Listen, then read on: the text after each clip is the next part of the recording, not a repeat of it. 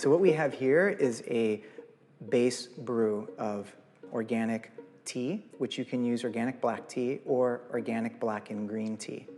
Now you brew it just like you would at home, except you have to make sure that it's fully cooled down. The biggest mistake that people make is they put like 140-degree tea in here and then they add the kombucha culture and they basically kill it. So don't do that. So once you have the tea, you add a little bit of what we call starter, which is essentially already fermented kombucha. So put about 8 ounces in there.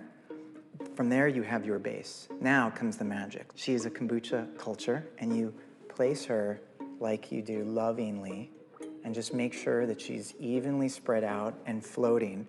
You don't want her completely at the top, where the skin of the culture is completely exposed, nor do you want it falling at the bottom. So the way this one's floating is quite nice.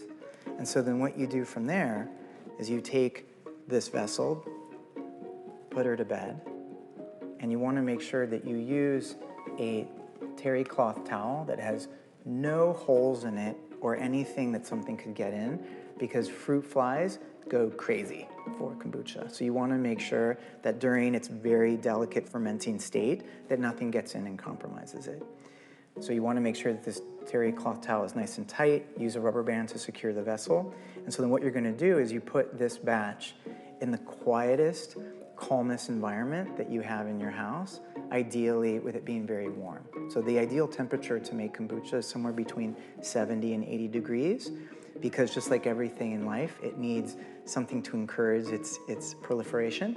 And so warmth and time do that.